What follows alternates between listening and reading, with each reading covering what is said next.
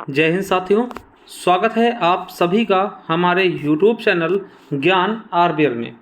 दोस्तों, हम देख रहे थे इंडियन पॉलिटी यानी कि संविधान, और ये जो संविधान है ये आपके चाहे वो यूपी पुलिस री एग्ज़ाम हो या यूपीएसआई हो, दोस्तों सभी के लिए मोस्ट इम्पॉर्टेंट है। ठीक है, और आपको बता दूं साथियों कि हम इसके पहले माउंट बेटन योजना देख चुके थे जिसमें भारत को बांटा गया था। ठीक है, तो इसके आगे दोस्तों आज हम देखेंगे भारतीय स्वतंत्रता अधिनियम 1947। उसके पहले मैं आपको कुछ चीज़ें बता दूं कि साथियों अगर आप कर रहे हैं तैयारी तो आपको जाना होगा हमारे प्ले लिस्ट में। दोस्तों जैसे ही आप हमारे ज्ञान आरबीएल के प्ले लिस्ट में जाते हैं वहाँ पे दोस्तों आपको देखिए भूगोल की प्ले लिस्ट मिल जाएगी। यहाँ से आप संपूर्ण ज्योग्राफी कंप्लीट कर सकते हैं। इसके अलावा देखिए यहाँ पे जाके आप करंट अफेयर की क्लासेस पूरा ले सकते हैं, बहुत ही बेहतरीन तरीके से करवाया हुआ है। और संपूर्ण इतिहास हमने पढ़ाया, इसके अलावा स्टैटिक जीके पढ़ाया हुआ है और संपूर्ण हिंदी भी पढ़ाया हुआ, तो आप जाकर देख सकते हैं। ठीक है, इसके अलावा दोस्तों अगर आपको चाहिए हमारे ई बुक्स वगैरह या फिर दोस्तों PDF चाहिए तो आप जाइए हमारे ज्ञान आरबीएल ऐप को डाउनलोड कर लीजिए और वहाँ पर जाइएगा दोस्तों। ये ई बुक्स वाले कॉलम में जैसे जाएंगे दोस्तों आपको ये देखिए संविधान की ई बुक मिल जाएगी आपको 50 रुपये में। और मेरे दोस्तों ये है आपके भूगोल की ई बुक 50 रुपये में, ये है संपूर्ण इतिहास की ई बुक दोस्तों 50 रुपये में, और ये स्टैटिक जी के दोस्तों ये 99 रुपीज़ में आपको मिल जाएगी। ठीक है, इसके अलावा दोस्तों ये आपके उत्तर प्रदेश स्पेशल की ई बुक है, तो इन सबको ले सकते हैं। साथ ही ये जो आपकी ई बुक है आपके उत्तर प्रदेश पुलिस के लिए या फिर यूपीएसआई के लिए जो स्टैटिक वाले पार्ट्स होते हैं दोस्तों, उसमें देखिए ये सारे टॉपिक्स आपको मिल जाएंगे। आप इसका स्क्रीनशॉट ले सकते हैं पूरे अपडेटेड के साथ, मात्र दोस्तों 99 रुपये में। कितने रुपये में? 99 रुपीज़ में। दोस्तों कैसे मिलेगा? तो ये आप हमारे ज्ञान आरबीएल ऐप से मिल सकते हैं या फिर दोस्तों इस नंबर पर आप 99 रुपये गूगल पे, फ़ोन पे, पेटीएम करके स्क्रीनशॉट भेज करके दोस्तों यहाँ से भी आप इसको ले सकते हैं। चलिए दोस्तों शुरू करते हैं वीडियो को। तो मेरे साथियों आज हमारे संविधान का चौथा पार्ट है। ठीक है, और हमने इससे पहले माउंट बेटन योजना देख चुके थे जिसमें बताया गया था कि भारत और पाकिस्तान को अलग अलग कर दिया जाएगा और दोनों देशों की दोस्तों अलग अलग क्या होंगी? संविधान सभा होंगी। ठीक है, चलिए तो आज हम देखते हैं भारतीय स्वतंत्रता अधिनियम 1947। क्या दोस्तों? भारतीय स्वतंत्रता अधिनियम 1947। इसको क्या इसमें दोस्तों क्या इंपॉर्टेंट है? तो मेरे दोस्तों जो भारतीय स्वतंत्रता अधिनियम 1947 आया इसमें क्या था? तो दोस्तों माउंट बेटन योजना के अनुसार यह अधिनियम 4 जुलाई 1947 को ब्रिटिश संसद में प्रस्तुत किया गया, यानी ब्रिटिश संसद में प्रस्तुत किया गया। कब दोस्तों? 4 जुलाई 1947। क्यों किया गया? क्योंकि माउंट बेटन योजना में कहा गया था कि भारत पाकिस्तान अलग कर दिए जाएं। ठीक है, जो कि कब 4 जुलाई को प्रस्तुत किया था और 18 जुलाई को ये स्वीकृत हो जाता है। ठीक है, इस अधिनियम में निम्नलिखित प्रावधान किए गए थे। कौन कौन से प्रावधान थे? तो मैं आपको बता दूं, इसमें कहा गया कि 15 अगस्त 1947 को भारत और पाकिस्तान दोनों स्वतंत्र अधिराज्यों की स्थापना हो जाए। ठीक है, यानी कि इसमें कहा गया कि 2 राज्य बन जाएं। राज्य से मतलब दोस्तों देश से है, एक भारत बन जाए, एक पाकिस्तान बन जाए। ठीक है, और दोस्तों इसके द्वारा गवर्नर जनरल और प्रदेशों के गवर्नरों को संवैधानिक प्रमुख का दर्जा भी दिया गया था। ये आपके यूपीएसआई 2017 में पूछा गया था। और क्या बोला गया इसके अंतर्गत? तो साथियों दोनों राज्यों की संविधान निर्मात्री सभाओं को, ठीक है, अपने राज्यों के लिए संविधान बनाने का अधिकार दिया गया, यानी पाकिस्तान अपने लिए बनाएगी संविधान और हिंदुस्तान दोस्तों अपने लिए संविधान बना सकेगा। ठीक है, अब समझिएगा कि दोनों अधिराज्यों की सीमा का निर्धारण करने के लिए 2 सीमा आयोग, क्या दोस्तों? 2 सीमा आयोग, एक दोस्तों पंजाब सीमा आयोग, एक बंगाल सीमा आयोग, आपको पता होगा गठित किया गया, जिसके अध्यक्ष कौन थे? रेडक्लिफ थे। देखिए एक चीज समझिएगा, जैसे दोस्तों अभी ये आपका भारत है। ठीक है, ये आपका थोड़ा सा भारत समझने की कोशिश करिए। देखिए वैसे मैं मैप ज़्यादा बना नहीं पाता हूँ, फिर भी आप थोड़ा सा कुछ ज़्यादा ही गंदा बन गया है, थोड़ा सा सुधारने की कोशिश करते हैं। वैसे दोस्तों थोड़ा सा ऐसे करके गुजरात हो गया, ऐसे हो गया, और यहाँ पे दोस्तों थोड़ा सा ऐसे जा करके ये आपका अरुणाचल प्रदेश वगैरह बन के ऐसे थोड़ा सा समझिएगा। देखिए पहले क्या था? तो दोस्तों पाकिस्तान को 2 भागों में बांटा गया था, एक इधर भी पाकिस्तान था, इधर भी पाकिस्तान था। इधर वाले के लिए दोस्तों आपको पता है, देखिए 2 सीमा आयोग बनाए गए थे, एक पंजाब सीमा आयोग, मतलब इधर वाला जो बांटा गया ये पंजाब सीमा आयोग के द्वारा, और इधर वाला जो बांटा गया ये बंगाल सीमा आयोग के द्वारा। पश्चिम बंगाल को 2 भागों में बांट के बांग्लादेश बना दिया गया था ना। बाद में बांग्लादेश बना, वो पहले पूर्वी पाकिस्तान था और इसे पश्चिमी पाकिस्तान कहते थे। 1971 में जो इधर वाला पाकिस्तान था, यानी बंगाल सीमा वाला पाकिस्तान था, इसे बांग्लादेश बना दिया गया था। ठीक है, भारत के द्वारा। ठीक है, और दोस्तों जो ये लाइनें खींची गई इनको हम रेडक्लिफ के नाम जानते हैं। क्यों? आपसे पूछेगा कि भैया भारत और पाकिस्तान के बीच कौन सी सीमा है, तो रेड क्लिफ है। ठीक है, भारत और बांग्लादेश के लिए बीच में कौन सी सीमा है, तो रेड क्लिफ है। क्यों? क्योंकि ये पहले भी दोस्तों ये बांग्लादेश जो था वो पाकिस्तान ही था। ठीक है, तो दोस्तों किसकी अध्यक्षता में किया गया, रेड क्लिफ की अध्यक्षता में, इसीलिए इन्हीं के नाम पर दोस्तों इसका नाम रेड क्लिफ लाइन कर दिया गया। ठीक है, तो ये चीजें आपको समझना है। ये किसके द्वारा हुआ, तो दोस्तों स्वतंत्रता अधिनियम आया था, भारतीय स्वतंत्रता अधिनियम 1947 के तहत ये चीजें की गई। चलिए दोस्तों, भारत अब आजाद हो चुका है। अब हम बात करेंगे कि भारत का जो स्वतंत्रता पहला मंत्रिमंडल, देखिए स्वतंत्र भारत का पहला मंत्रिमंडल, देखिए इसके पहले भी एक हमने मंत्रिमंडल देखा था। अब ये स्वतंत्र भारत का, जब भारत स्वतंत्र हो जाता है 1947 में, उसका दोस्तों मंत्रिमंडल हम देखते हैं उसमें किसको कौन सी पोस्ट मिली थी। और यहाँ से आपके एग्जाम में क्वेश्चन ज़्यादा आते हैं। कौन, यहाँ से आपके एग्जाम में क्वेश्चन ज़्यादा आते हैं। तो चलिए बात करते हैं पंडित जवाहरलाल नेहरू। दोस्तों ये आपको बता दें कि ये प्रधानमंत्री साथ साथ दोस्तों विदेशी मामले यानी विदेश मंत्री के भी जो पद थे वो इन्होंने ले रखे थे, वैज्ञानिक शोध और राष्ट्रमंडल। आपसे पूछेगा कि स्वतंत्र भारत के पहले प्रधानमंत्री कौन थे, तो आप यहाँ से देख करके बता सकते हैं कौन थे, जवाहरलाल नेहरू जी। ठीक है, ये आपको याद रखना। अब देखिए सरदार पटेल, अब देखिए सरदार पटेल जी क्या थे, प्रथम गृह मंत्री थे। आपको पता होगा स्वतंत्र भारत के। कैसे याद रखेंगे दोस्तों, देखिए जो सरदार होते हैं ना, कहते हैं सरदार है भाई, ये आप कबीले के सरदार, यानी इस घर के कबीले घर मान लीजिए, और वो सरदार होते हैं, उस घर के क्या होते हैं, सरदार होते हैं, उस कबीले की रक्षा करते हैं। इस तरह से याद करें तो सरदार कहाँ होते हैं, कबीले में, है ना, घरों के। ठीक है, और वो दोस्तों क्या करते हैं, उनको लोग सूचना आके देते हैं कि सरदार ये हम पे आक्रमण करने वाले हैं। तो साथियों यहाँ से याद कर लेंगे कि सूचना और गृह मंत्रालय। ठीक है, देखिए राजेंद्र प्रसाद जी, इसके बाद दोस्तों आपको पता राजेंद्र प्रसाद जी राष्ट्रपति बनते हैं। राजेंद्र प्रसाद जी क्या थे दोस्तों, खाद्य और कृषि। देखिए जो प्रसाद मिलता है दोस्तों कहीं ना कहीं कृषि से ही उत्पन्न होता है। ठीक है, कृषि से ही दोस्तों प्रसाद मिलते हैं ना, प्रसाद निकलता है। ठीक है, आप समझिएगा, खेतों से ही जब खेती करोगे तभी दोस्तों उसका प्रसाद मिलता है, और खेती से दोस्तों आप खा पाएंगे, है ना। एक खाने के लिए प्रसाद यूज होता है, तो खाद्य पदार्थ कहाँ से मिलेगा दोस्तों, प्रसाद रूपी कहाँ से मिलेगा, कृषि करेंगे। तो ऐसे कुछ भी रिलेट करके आप याद कर सकते हैं। ठीक है, अभी देखिए एक हमने क्वेश्चन पिछले वीडियो में पूछा था कि शिक्षक दिवस इन्हीं के दिवस में मनाते हैं, तो मौलाना अबुल कलाम को दोस्तों शिक्षा मंत्री बनाया गया। देखिए ये जेईई 2020 में पूछा गया था। मौलाना अबुल कलाम को पहला शिक्षा मंत्री बनाया गया था स्वतंत्र भारत का। ठीक है, और देखिए जॉन माथाई रेलवे परिवहन, है ना दोस्तों, रेलवे में जो टक्कर होती है ना दोस्तों, एक्सीडेंट होता है, जान चली जाती है, यानी कि परिवहन में अगर आप यात्रा कर रहे हैं, चाहे रेलवे से चाहे बस से, तो दोस्तों एक्सीडेंट का खतरा होता है, और एक्सीडेंट होगा तो आपकी जान चली जाएगी ना। तो जॉन से रेलवे परिवहन। ठीक है, चलिए अब दोस्तों आर.के. षडमुखम चेट्टी, देखिए ये नाम ही दोस्तों ऐसा लगे, षडमुखम 6 मुख वाले, है ना, चेट्टी, है ना। देखिए ये दोस्तों अमीरों वाले नाम रहे, यानी इनके पास बहुत पैसा होगा, चेट्टी साहब। देखिए ये सब कैसे लग रहा, बहुत ज़्यादा पैसा होगा दोस्तों, यानी कि ये वित्त मंत्रालय किसके पास था, चेट्टी साहब के पास। ठीक है, वहीं B.R. अम्बेडकर जी, आपको पता है दोस्तों इनका योगदान कानून में, संविधान में बहुत ज़्यादा था, तो ये विधि मंत्री बनाए गए। अब देखिए जगजीवन राम क्या थे, श्रम मंत्री थे दोस्तों, याद रखेंगे। जैसे जीवन भर आपको क्या करना होता, अगर दोस्तों आपको इस जीवन में रहना है तो जीवन भर आपको श्रम करना ही पड़ता दोस्तों। ठीक है, चलिए अब दोस्तों अगले हैं 9 नंबर दोस्तों बलदेव सिंह। अब देखिए बलदेव नाम ही दोस्तों, जिसका बल होगा वो क्या करेगा, दूसरे की रक्षा करेगा।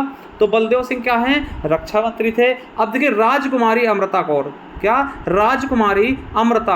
देखिए एक चीज़ बता दें कि राजकुमारी, देखिए इनको क्यों बनाया गया स्वास्थ्य विभाग का। और देखिए अगर कोई लड़की होती है ना, उसे देख के जल्दी लोग स्वस्थ हो जाते हैं ना, तो वैसे मतलब कि रिलेट करिएगा, कोई हम गलत चीज़ें नहीं बता रहे हैं, वैसे आपको याद करवा रहे हैं। ठीक है, तो जो राजकुमार होती है उनका स्वास्थ्य वैसे भी लिख लीजिए, ऐसे लिख लीजिए कि अमृत दोस्तों पीने से क्या होता है, स्वास्थ्य हमेशा क्या होगा, एकदम सही रहेगा। तो राजकुमारी अमृता कौर क्या थी, स्वास्थ्य मंत्री। भाभा जी क्या थे, वाणिज्य मंत्री। H.C. भाभा वाणिज्य मंत्री, व्यापार पर भाभा। देखिए भाभा जी आपको पता जहांगीर रतन, है ना, देखिए भाभा जी जो थे, भाभा एटॉमिक सेंटर ना, वो नहीं है, हालांकि याद कर लीजिए दोस्तों, वाणिज्य यानी व्यापार संबंधित याद रखेंगे। और दोस्तों रफ़ी अहमद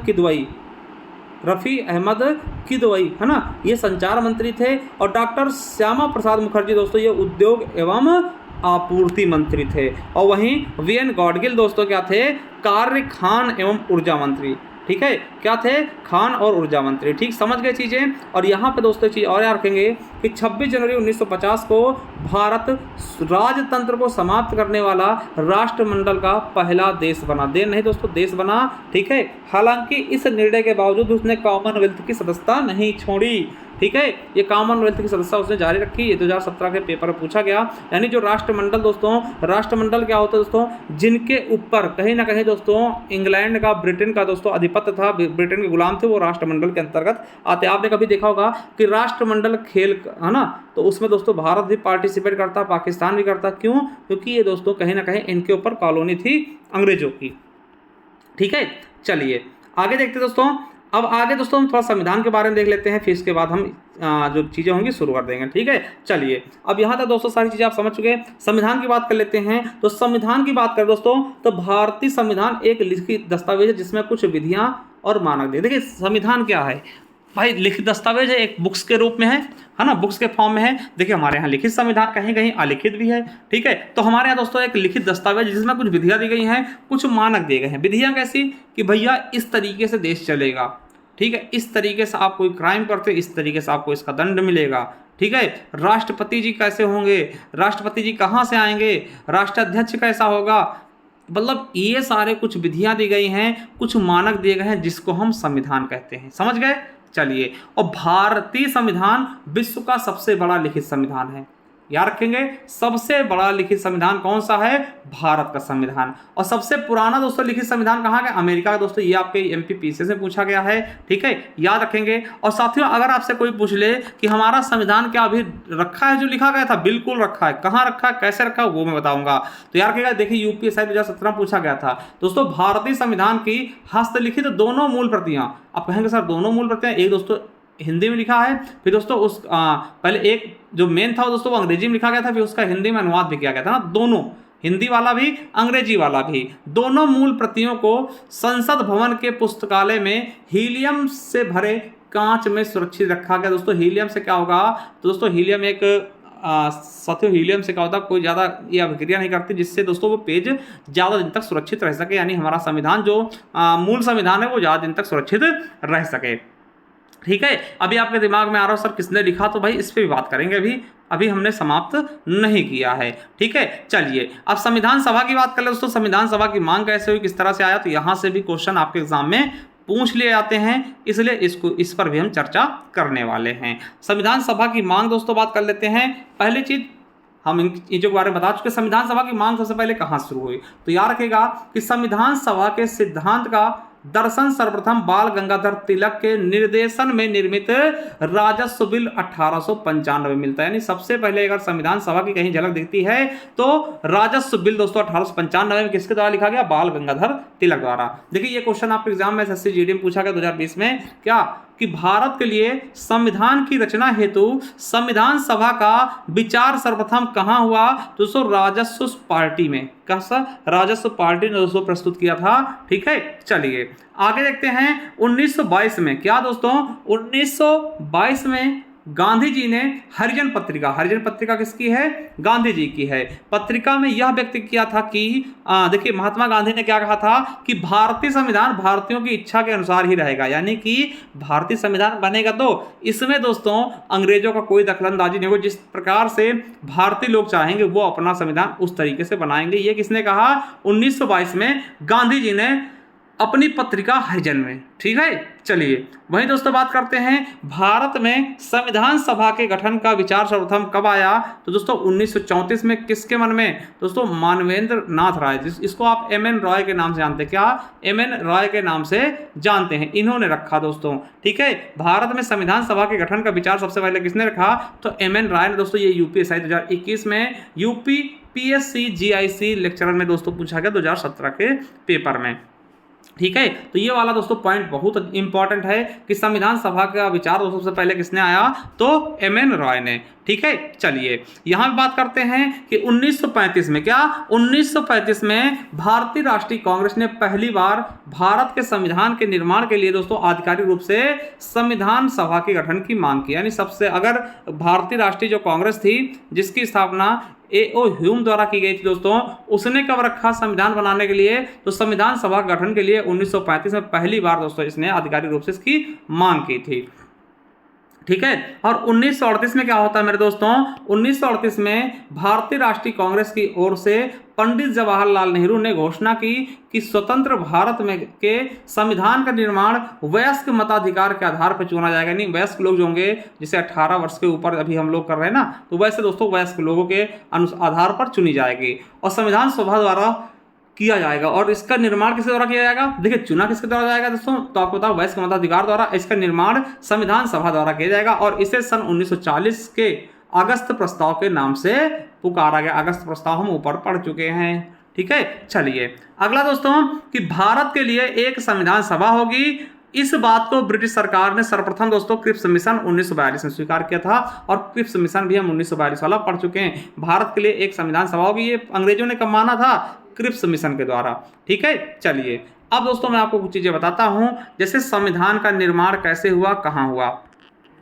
ठीक है, तो संविधान का निर्माण संविधान सभा द्वारा किया गया, बिल्कुल सही, संविधान सभा द्वारा दोस्तों किया गया। और संविधान सभा गठन दोस्तों किसके द्वारा किया गया, तो कैबिनेट मिशन के द्वारा। दोस्तों दो क्वेश्चन आपके लिए इंपॉर्टेंट, क्या आपसे पूछेगा दोस्तों कि सब पहले देखिए, पहले संविधान सभा बना, संविधान सभा बना, क्या संविधान सभा, ठीक है, संविधान सभा बना। संविधान सभा किसके द्वारा बना दोस्तों, एक कैबिनेट मिशन के द्वारा बना। कैबिनेट मिशन आया, उसने दोस्तों संविधान सभा की गठन किया और संविधान सभा ने दोस्तों संविधान को बनाया। संविधान सभा के लोगों ने मिलकर के संविधान को बनाया और संविधान को बनाने के बाद दोस्तों संविधान सभा द्वारा ही इसको एक्सेप्ट भी किया गया कि हाँ ये संविधान सही है। ठीक है, तो याद रखिएगा कि संविधान का निर्माण संविधान सभा द्वारा किया गया और संविधान सभा गठन कैबिनेट मिशन द्वारा किया गया। ठीक है, चलिए नोट करके लिख लीजिए कि वर्ष 1928 में कांग्रेस नेताओं की एक समिति ने भारत के लिए एक संविधान का मसौदा तैयार किया। इसलिए इस समिति, ठीक है, इस समिति के अध्यक्ष मोतीलाल नेहरू ने तथा 8 अन्य कांग्रेस सदस्य भी थे। यानी जो समझिएगा, दोबारा पढ़िएगा इसको, देखिए एनडीए में पूछा गया कि 1928 में कांग्रेस नेताओं की एक समिति ने भारत के लिए एक संविधान का मसौदा तैयार किया और इस समिति के अध्यक्ष दोस्तों मोतीलाल नेहरू थे और 8 अन्य कांग्रेस के सदस्य भी थे। ठीक है, ये एनडीए में पूछा गया। चलिए अब बात कर लेते हैं दोस्तों कि 15 अगस्त 1947 के बाद संविधान सभा क्या होती है। ठीक है, 15 अगस्त 1947 के बाद संविधान सभा के बारे में देखिए, संविधान सभा पूर्ण रूप से संप्रभु निकाय बना। ठीक है, संप्रभु निकाय मतलब इस पर किसी का दबाव नहीं था। यानी 15 अगस्त 1947 के बाद दोस्तों संविधान सभा क्या होती है, ये पूर्ण संप्रभु निकाय बन जाती है। और समझिएगा क्या, संविधान सभा एक विधायिका भी बन गई, यानी विधायिका मतलब कार्य करने के लिए, क्योंकि इसे 2 कार्य करने पड़ते थे। ठीक है, समझिएगा, संविधान सभा ही दोस्तों विधायिका के रूप में काम करती थी, क्योंकि उस समय न तो केंद्र सरकार था ना ही राज्य सरकार थी। ठीक है, तो कौन कौन से काम करती थी, एक चीज क्या करती थी संविधान सभा, पहला चीज संविधान का निर्माण करती थी। जब संविधान सभा संविधान का निर्माण करती थी, उसके लिए अध्यक्ष किसको चुना गया था, तो डॉक्टर राजेंद्र प्रसाद जी को दोस्तों। और जब देश के लिए कोई कानून लगाना होता था, कानून को लागू करना होता था, तब दोस्तों ये विधायिका के रूप में भी संविधान सभा काम कर रही थी, क्योंकि उस समय विधायिका नहीं थी। और जब विधायिका के रूप में यानी किसी कानून को लागू करना होता था, तब उस समय अध्यक्ष इससे कौन होते थे, जीवी मावलंकर, जो कि दोस्तों आगे चलकर लोकसभा अध्यक्ष भी बनते। ठीक है, समझ गए। चलिए, इस प्रकार संविधान सभा स्वतंत्र भारत की पहली अपनी संसद भी बनी, यानी संसद के तरीके से भी काम कर रही थी, जिसके अध्यक्ष कौन हो जाते थे, जीवी मावलंकर। ठीक है, चलिए, यह केंद्रीय विधानसभा के अध्यक्ष, समझे, यह केंद्रीय विधानसभा के अध्यक्ष 1946-47 थे। फिर वे संविधान सभा के अध्यक्ष बने और तत्पश्चात लोकसभा के अध्यक्ष बने। कौन, जीवी मावलंकर जी दोस्तों पहले क्या थे, केंद्रीय विधानसभा के अध्यक्ष 1946-47 तक थे। फिर संविधान सभा के अध्यक्ष बने और तत्पश्चात दोस्तों लोकसभा के भी अध्यक्ष बन जाते दोस्तों। कौन, जीवी मावलंकर, है ना, गणेश वासुदेव मावलंकर। ठीक है, चलिए, और ये दोनों कार्य दोस्तों 26 नवंबर 1949 तक दोस्तों ये कार्य, यानी ये जो कार्य करते थे जीवी मावलंकर वाला कार्य दोस्तों, ये 26 नवंबर 1949 तक चलता रहता, जब तक संविधान पूरा बन नहीं जाता। ठीक है, तो ये सारी चीज़ें आप समझ गए दोस्तों, बहुत ही शानदार, बहुत ही बेहतरीन तरीके से एक एक चीज़ हमने आपको समझा दी है। ठीक है साथियों, जिनको चाहिए हमारी ये ई बुक यानी PDF स्वरूप आपको मिल जाएगी। ये दोस्तों 99 रुपीज़ में आपको मिल जाएगा पूरा स्टैटिक। दोस्तों आपके यूपी पुलिस के लिए बहुत इंपॉर्टेंट होगा। कैसे मिलेगा दोस्तों, ज्ञान आरबीएल ऐप पे जाकर के ले सकते हैं, या दोस्तों इस नंबर पे आप फ़ोन पे, गूगल पे, पेटीएम करके इस नंबर से भी प्राप्त कर सकते हैं। ठीक है, आप अगर ज्ञान आरबीएल ऐप से जाइएगा दोस्तों, वहाँ से जाकर के दोस्तों जैसे जाते हैं हमारे ऐप को डाउनलोड करते हैं, यहाँ ई बुक्स वाले कॉलम में जाइएगा दोस्तों, ये सारी देखिए ई बुक्स आपको मिल जाएगी, चाहे संविधान की हो, भूगोल की हो, हिस्ट्री की हो, स्ट्रेटेजी के हो, यूपी स्पेशल हो या फिर हिंदी हो। चलिए दोस्तों, थैंक यू, मिलते हैं किसी नेक्स्ट वीडियो, तक के लिए जय हिंद, जय भारत, वंदे मातरम। Thank you, love you all.